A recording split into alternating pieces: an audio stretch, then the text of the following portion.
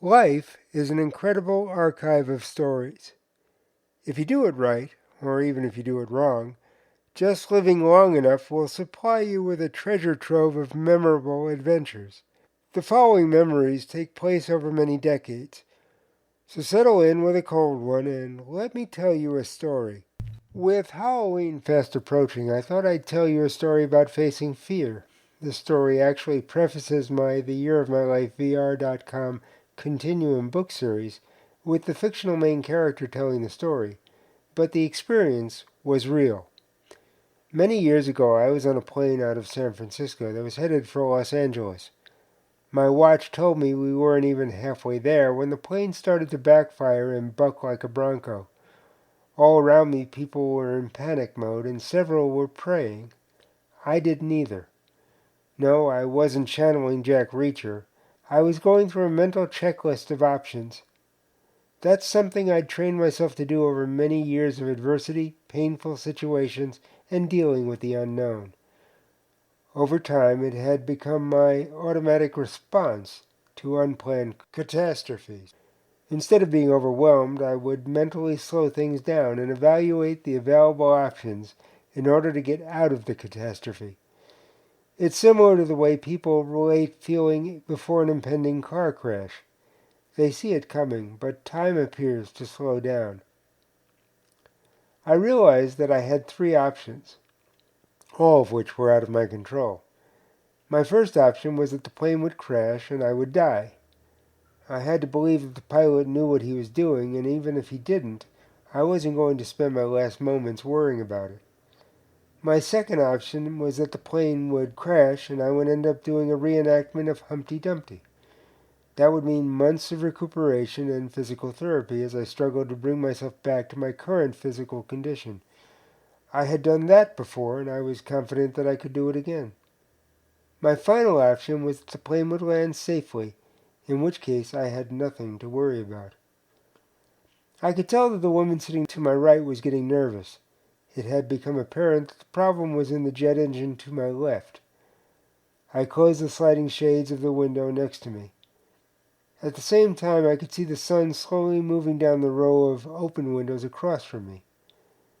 We were returning to San Francisco. As you've probably guessed by now, we landed safely. So why have I told you this story? Because the actions of the people on that plane were a perfect representation of how humanity reacts when faced with a crisis.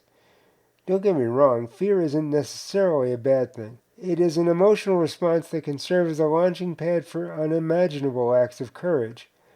But when faced with a crisis or the threat of a crisis, basic human nature is to utilize fear over logic. The question is, why? I think it's because deep down, we enjoy feeling fearful. The celebration of Halloween is a perfect example. We surround ourselves with ghosts, goblins, spiders, and other representations of fear.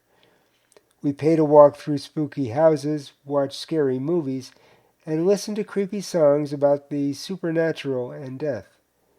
These are all manufactured crises designed to invoke fear, and we can't get enough of it. We ride roller coasters and skydive for the adrenaline rush that we feel as a result of this fear factor. All of these examples have one thing in common.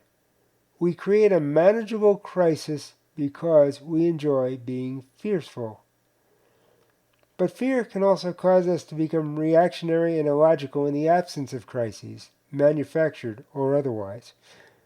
When political rhetoric and religious values challenge our beliefs of the way things are or the way we think they should be, we become fearful.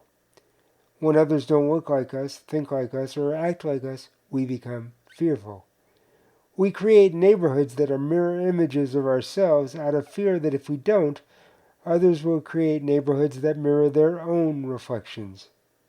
When the antisocial activities of others invade our neighborhoods, we panic and grasp onto fear in an effort to feel as if we are controlling something we cannot control. If there's a robbery, we buy more locks. If someone is shot, we buy more guns. We lament at how the neighborhood is changing and yearn for bygone times when things were different. but we conveniently forget that things were never different. Fear has an amazing way of whitewashing memories. I grew up in a neighborhood where, for the most part, everyone was just like me.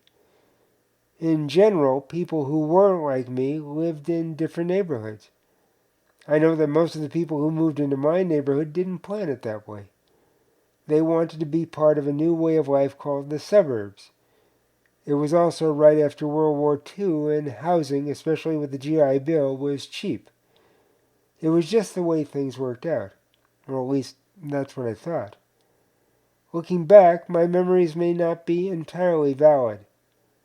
The people in my neighborhood opened stores and built religious institutions that mimicked their values and beliefs. As people left, the neighborhood changed to mimic the values and beliefs of the new homeowners. The people who remain today remember the old neighborhood.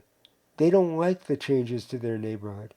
The new homeowners don't really care for the people who remained. Here's what makes this story so interesting. The new neighbors and the old neighbors are mostly comprised of people sharing the same religious, economic, and moral values. It's just a matter of degree. And so it goes just about everywhere in the world.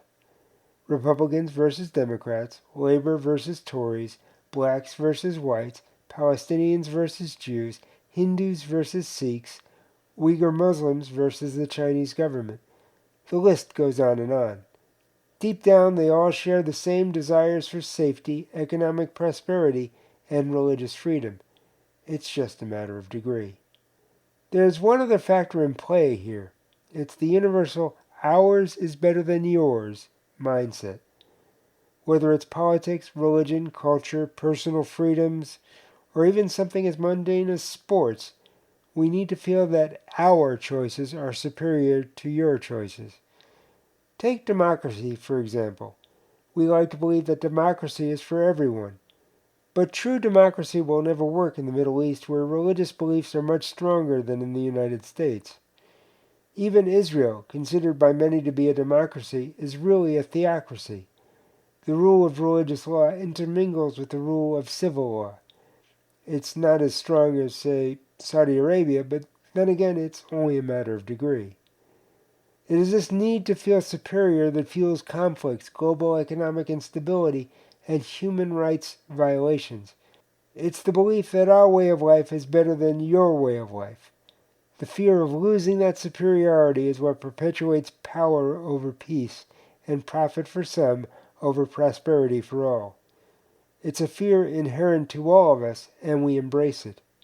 Will we ever stop conflicts that erupt over our differences before they irrevocably destroy the futures of generations to come?